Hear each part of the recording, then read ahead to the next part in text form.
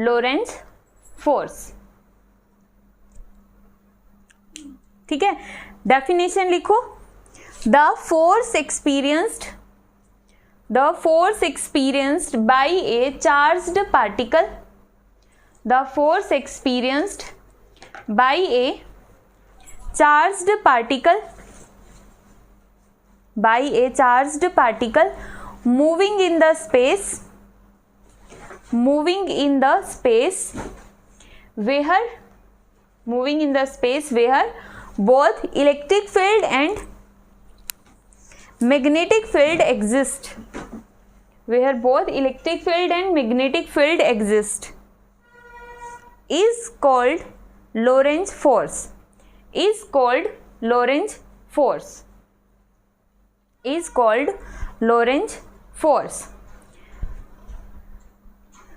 देखो अभी तक जो हमने पढ़ा ना, सबसे पहला टॉपिक क्या पढ़ा था?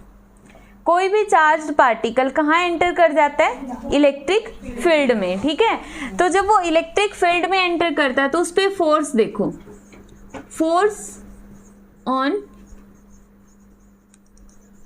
चार्ज पार्टिकल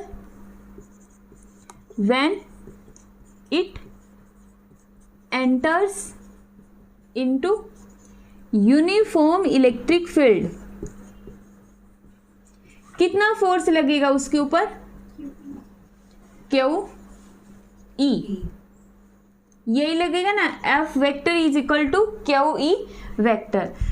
फिर नेक्स्ट टॉपिक के अंदर हमने क्या पढ़ा था कि अगर कोई चार्ज पार्टिकल मैग्नेटिक फील्ड में एंटर कर जाता है तो कितना फोर्स लगेगा? Force due to magnetic field on charge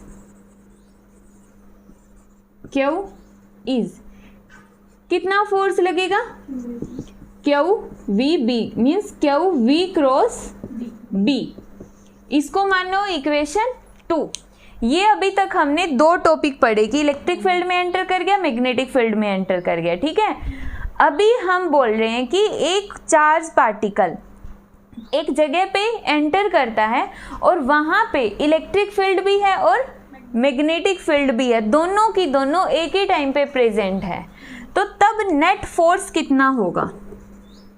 total force कितना होगा, जिसको हम लोरेंज फोर्स बोल रहे हैं। लोरेंज के लिए एफ एल दिखा सकते हो, वरना सिंपल एफ दिखाओ। तुम्हें कोई कंपल्सन नहीं कि एल लिखोगे, सिंपल एफ भी लिख सकते हो। एल मैंने लोरेंज के लिए दिखा दिया। इससे पहले लिख लेना थ्योरी में, when both electric field and magnetic field present. हाँ ठीक है, तो force on this charges F E electric field की वजह से और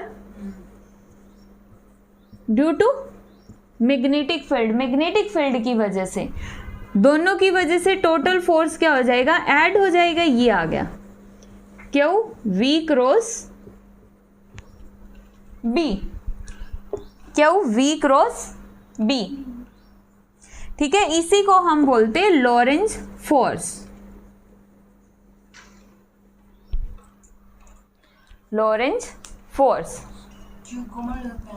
हाँ, क्यू इसमें से कॉमन ले सकते हो आगे। अगर एक स्टेप और लिखना है तो क्यू कॉमन लेके इसको सॉल्व कर दो, वरना तो अगर यहां तक भी करोगे तो भी कोई दिक्कत नहीं है।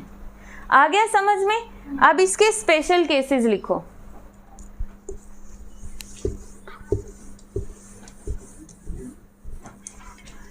स्पेशल केसेस में सबसे फर्स्ट है व्हेन, अब जो लोरेंज फोर्स था ना उसका फॉर्मूला क्या बना था? क्यू को कॉमन लेके लिख दो, E cross E plus V cross B, यही बना था ना।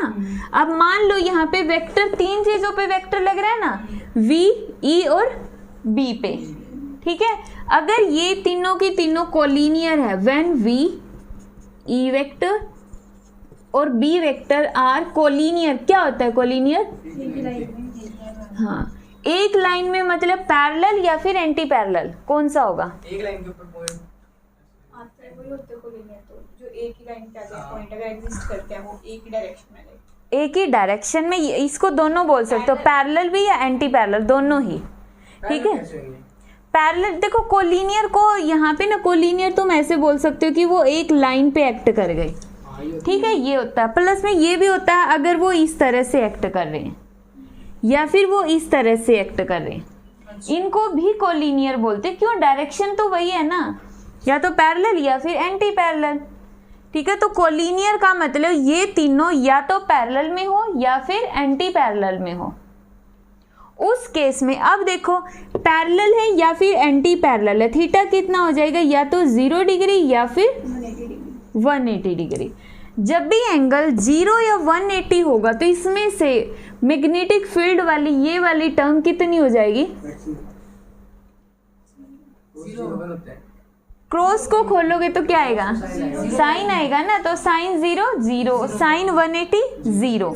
तो जब भी हम कोलिनियर की बात करेंगे तो लोरेंज फोर्स कितना बच जाएगा हमारे पास? Lorentz force is equal to Q E, ठीक है। फोर्स न्यूटन के अकॉर्डिंग किसके इक्वल होता है? Mass into acceleration. तो यहां से एक्सेलरेशन का फॉर्मूला किसके इक्वल आ गया? Q E divide by M, ये आ गया हमारे पास एक्सेलरेशन, ठीक है। अब जो ये एक्सेलरेशन होगा किसके डायरेक्शन में होगा? इलेक्ट्रिक फील्ड की डायरेक्शन में होगा ना, हाँ, क्योंकि ए वेक्टर की, ए के ऊपर जो वेक्टर है वो is equal to E vector. तो यहाँ पे जो ए की डायरेक्शन होगी वही इलेक्ट्रिक फील्ड की डायरेक्शन है। समझ गए यहाँ से कि जो भी चार्ज पार्टिकल है उसमें जो एक्सेलरेशन आया है वो किसकी तरफ होगा? जिस डायरेक्शन में इलेक्ट्रिक फील्ड है उसी तरफ पार्टिकल एक्सेलरेट कर रहा है। क्लियर? अगर यहाँ पे ये वाला चार्ज नेगेटिव हो जाए तो जिस तरफ इलेक्ट्रिक फील्ड जा रही है एक्सेलरेशन उससे अपोजिट तरफ हो जाएगा, ये नेगेटिव, ये पॉइंट शो करेगा। क्लियर? लिख सकते हो इसको। अगर चार्ज पॉजिटिव है तो एक्सेलरेशन होगा in the direction of electric field, और अगर चार्ज नेगेटिव है तो एक्सेलरेशन होगा in the opposite direction of electric field, ठीक है। अब यहाँ पे एक्सेलरेशन है, 0 तो नहीं है ना, एक्सेलरेशन की कुछ ना कुछ वैल्यू है। दैट मीन्स यहाँ पे जो स्पीड होगी ना चार्ज पार्टिकल की वो चेंज हो जाएगी, स्पीड भी चेंज होगी। क्या बताया आपने? एक्सेलरेशन इसकी वजह से? हाँ, जब वहां पे इलेक्ट्रिक फील्ड उस पार्टिकल पे फोर्स लगाएगी तो उसकी स्पीड में क्या आ जाएगा? चेंज आ जाएगा, क्योंकि एक्सेलरेशन चेंज इन वेलोसिटी। अगर वेलोसिटी का मतलब क्या होता है? Speed plus direction. वेलोसिटी का मतलब पता है क्या? Speed plus direction. अगर स्पीड चेंज हो रही है तो भी तो वेलोसिटी चेंज हो रही है। समझ में आया? क्लियर? तो यहाँ पे हम क्या बोले? स्पीड चेंज होगी, स्पीड के चेंज होने से उसकी काइनेटिक एनर्जी भी चेंज हो जाएगी जो भी पार्टिकल है, ठीक है। सेकेंड स्पेशल केस लिखो, when V, E, B are mutually perpendicular,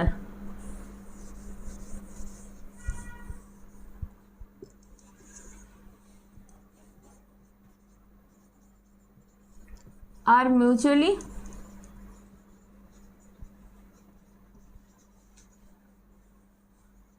perpendicular। अगर परपेंडिकुलर हैं तो थीटा कितना हो जाएगा? 90 डिग्री। तो इस केस में जब ये तीनों परपेंडिकुलर होंगे तो इस केस में हमने देखा एक्सपेरिमेंटली कि जो लोरेंज फोर्स है वो हो जाता है 0। हाँ, एक्सपेरिमेंटली हमने ऑब्जर्व किया है 0 क्यों होगा? क्योंकि यहाँ पे ये जो दोनों फोर्स है ना इलेक्ट्रिक फील्ड का और मैग्नेटिक फील्ड की वजह से जो फोर्स आया वो आपस में क्या होंगे? इक्वल होंगे। उनका मैग्नीट्यूड क्या होगा? इक्वल होगा और डायरेक्शन अपोजिट हो जाएगी, ठीक है। यहाँ पे हम बोल रहे हैं कि इन दोनों फोर्सेस का, इलेक्ट्रिक फील्ड ने जितना फोर्स लगाया और मैग्नेटिक फील्ड ने जितना फोर्स लगाया उनका मैग्नीट्यूड सेम होगा, डायरेक्शन उल्टी होगी। डायरेक्शन अपोजिट मतलब अगर ये फोर्स पॉजिटिव डायरेक्शन में, ये नेगेटिव में, मैग्नीट्यूड इक्वल है तो कैंसल आउट करके लोरेंज फोर्स कितना हो गया? 0। समझ में आया?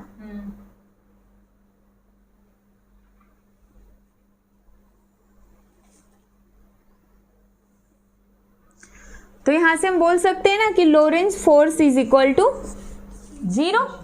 अगर फोर्स 0 है तो मास इंटू एक्सेलरेशन भी किसके इक्वल होगा? 0। तो यहाँ से एक्सेलरेशन भी किसके इक्वल आ गया? 0। ठीक है, तो यहां से हम बोल सकते हैं कि दिस मीन्स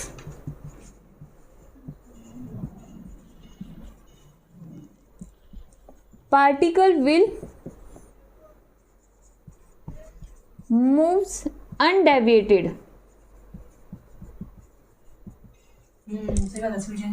हाँ, जब उसमें कोई एक्सीलरेशन ही नहीं है, उसके ऊपर इलेक्ट्रिक फील्ड और मैग्नेटिक फील्ड, मान लो इलेक्ट्रिक फील्ड उसको ऊपर लेके जाना चाहती है, थोड़ा सा ऊपर गया, मैग्नेटिक फील्ड उसको नीचे ले गई, तो ओवरऑल मतलब वो बिल्कुल सीधा पास होगा।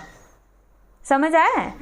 सामने देखो एक बार, मान लो ये चार्ज पार्टिकल है, इलेक्ट्रिक फील्ड इसके ऊपर, इसको ऊपर लेके जाना चाहती है, लेकिन मैग्नेटिक फील्ड उसको नीचे लेकर आना चाहती है। दोनों के फोर्सेस इक्वल मैग्नीट्यूड के हैं, तो एक दूसरे को कैंसिल करके पार्टिकल को कैसा ले जाएंगे? स्ट्रेट ले जाएंगे। थोड़ा वो नहीं आएगा चेंज? अच्छा, इक्वल। ठीक है, ठीक है।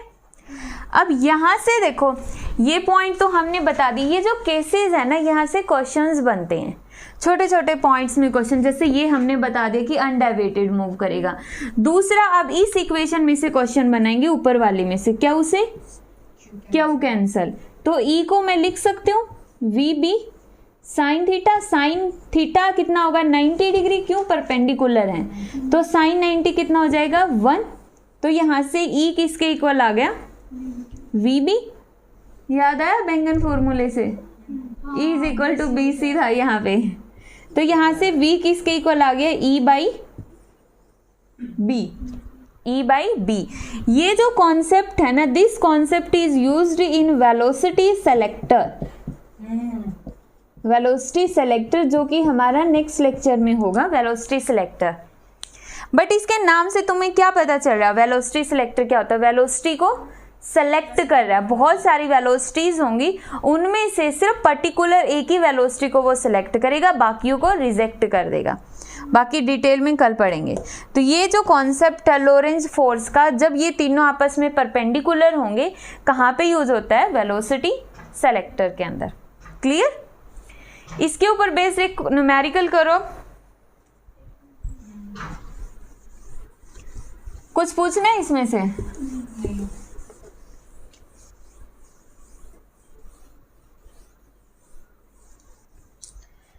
An alpha particle is moving. An alpha particle is moving in a magnetic field. Alpha particle is moving in a magnetic field 3I plus 2J Tesla with a velocity 5 into 10 raised to the power 5 I cap meter per second. Meter per second. What will be the magnetic force? What will be the magnetic force on the charged particle? निकालो।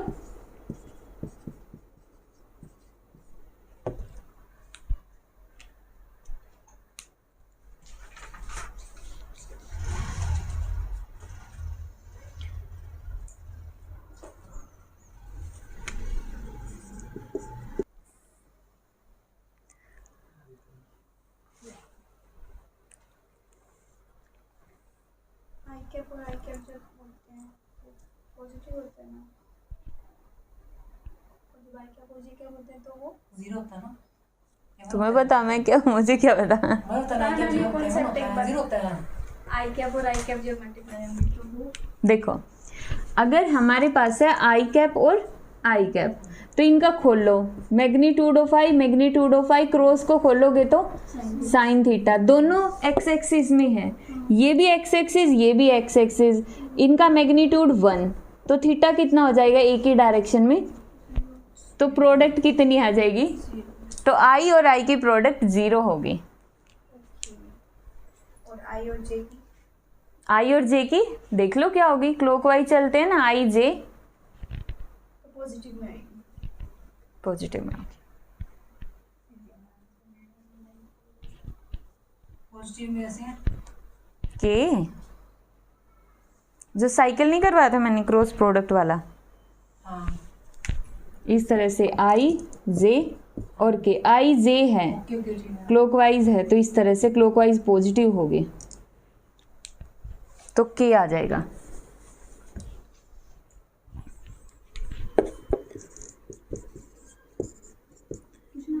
इसका answer 3.2 into 10⁻⁻13 Newton.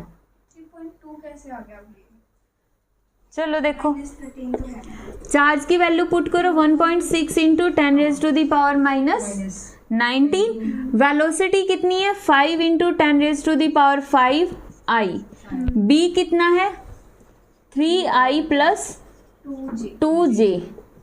ठीक है, इसको solve करो 1.6 into 10⁻⁻19। सबसे पहले i और i की 0 तो बच गया i और j की, तो 5 दूनी 10 10⁻5 i क्रॉस j। ठीक है, i क्रॉस j किसके इक्वल होगा k के इक्वल, तो यहाँ पे मैं k लिख सकती हूँ। तो जब इसको सॉल्व करोगे तो कितना आएगा 16 इंटू 10⁻14। वैसे ही कर दो 1.6 इंटू 10⁻⁻13। ठीक है, फिर ये तो ये वो कैसे आ गया 3.2? वो देखो चार्ज किस पे दिया हुआ है एन अल्फा पार्टिकल। हाँ, तो चार्ज ऑन अल्फा पार्टिकल, ये तो हमने इलेक्ट्रॉन वाला ले दिया ना, तो चार्ज ऑन अल्फा पे कितना होगा मल्टीप्लाई बाई 2, तो 3.2 इंटू 10⁻⁻13 न्यूटन। और ये अब तुमने गलती कर ली, एक बार एग्जाम में भी ध्यान रखोगे, जो भी तुम चार्ज की वैल्यू पुट करोगे ना तो पार्टिकल पक्का देखना है। हाँ, अल्फा पार्टिकल है। अल्फा दिया ना तो अल्फा पे तो डबल चार्ज होता है इलेक्ट्रॉन का।